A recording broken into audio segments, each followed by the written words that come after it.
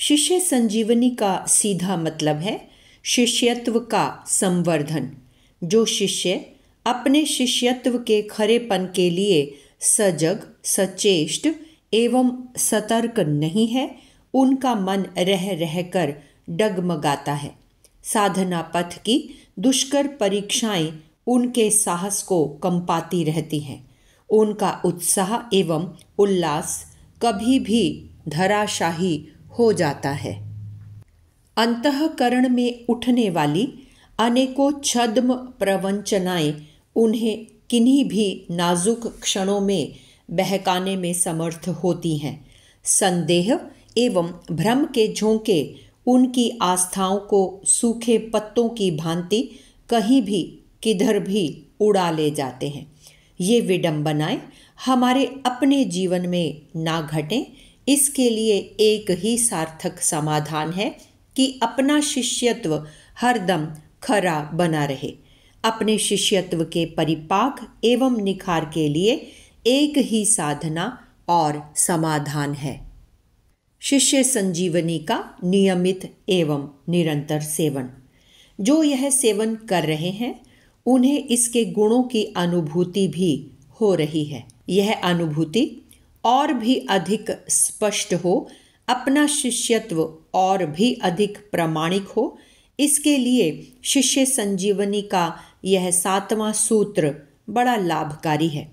इसमें कहा गया है, मार्ग की शोध करो, थोड़ा ठहरो और सोचो कि तुम सचमुच ही गुरु भक्ति का मार्ग पाना चाहते हो या फिर तुम्हारे मन में ऊंची स्थिति प्राप्त करने के लिए, आगे बढ़ने और एक भव्य भविष्य निर्माण करने के लिए स्वप्न है।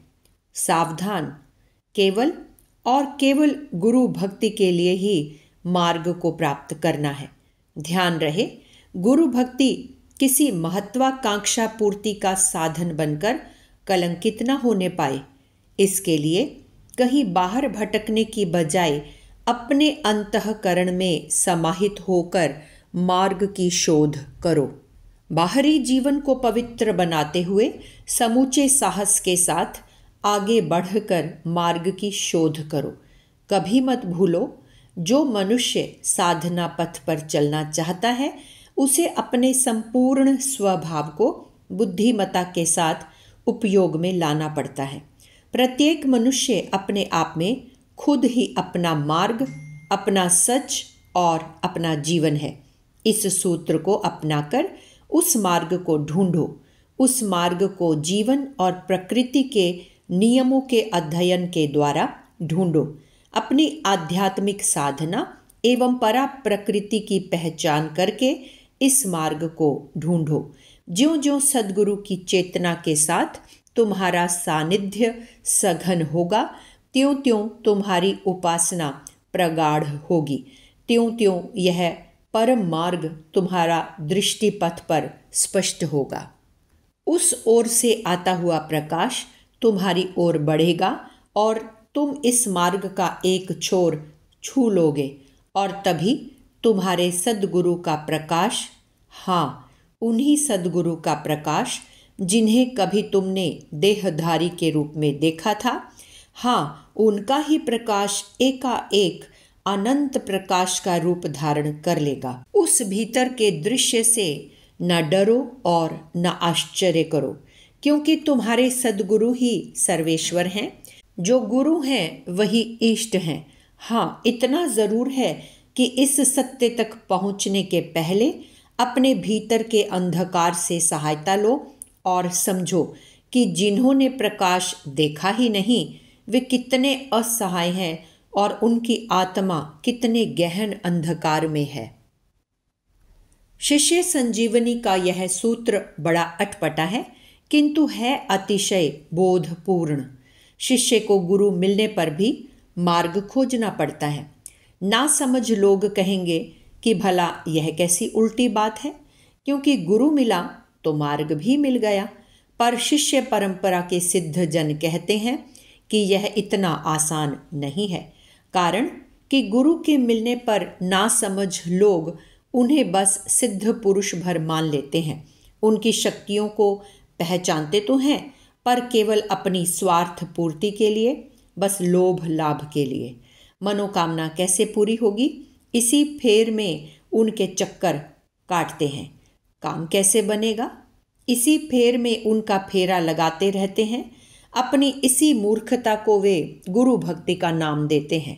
स्वार्थ साधन को साधना कहते हैं, पर शिष्यत्व को अपने जीवन का सार मानने वाले इस मूढ़ता पर मुस्कुराते हैं, क्योंकि गुरुदेव के दर्शन भले ही चर्म चक्षुओं से मिलते हों, पर उनका बताया मार्ग तो अंतःकरण में प्रवेश करके अंतर चक्षुओं से खोजना पड़ता है।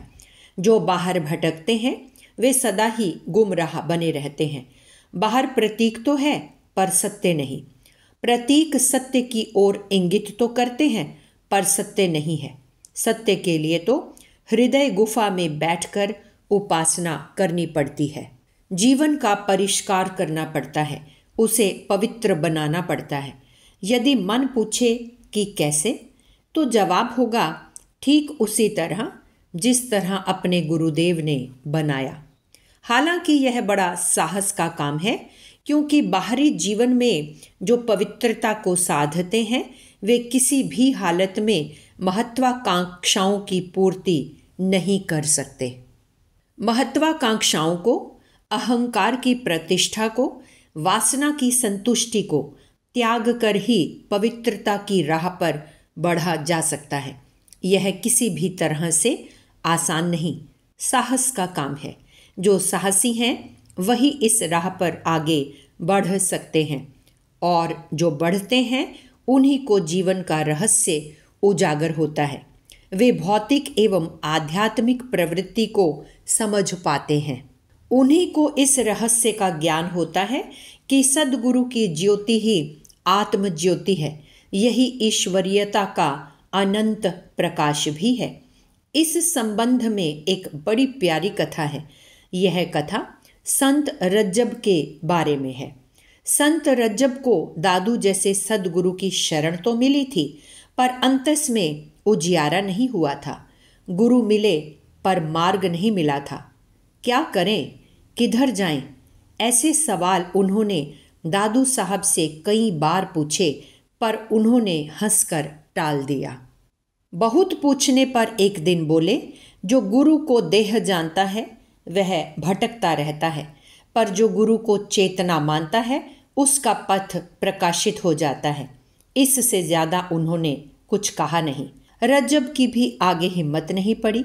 हार थक कर उन्होंने अपने गुरुदेव की छवि को अपने अंतस में प्रतिष्ठित कर लिया। अपने अस्तित्व की सारी भक्ति, सारा प्यार, सारा अनुराग उन्होंने उस छवि में न्योछावर कर दिया। यह छवि उनके मानस में विहंस उठी। ध्यान ज्यों ज्यों प्रगाढ़ हुआ, त्यों त्यों यह छवि रज्जब की चेतना में आत्म ज्योति बनकर जल उठी। रज्जब यहाँ पर ठहरे नहीं, वह अपनी साधना करते रहे, और वह शुभ घड़ी आई जब आत्म ज्योति ने अनंत ईश्वरीय प्रकाश का रूप ले लिया। समाधि की इस परम भाव दशा में उन्हें यह समाधान मिला कि सद्गुरु और इष्ट एक ही हैं। गुरु ही गोविंद है, गुरु से भिन्न और कुछ भी नहीं। रज्जब की साधना का यह मर्म वही जानेंगे जो अपने अंतःकरण में प्रवेश करके मार्ग की शोध के लिए व्याकुल हैं। शिष्यों की इस व्याकुलता का समाधान शिष्य संजीवनी के अगले सूत्र में निहित है। पुस्तक शिष्य संजीवनी, लेखक डॉक्टर प्रणव पंड्या।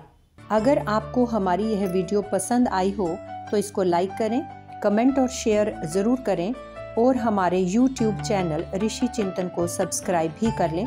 साथ ही बेल आइकन को भी दबाएं ताकि आपको आने वाली वीडियोस की नोटिफिकेशंस मिलती रहें। धन्यवाद।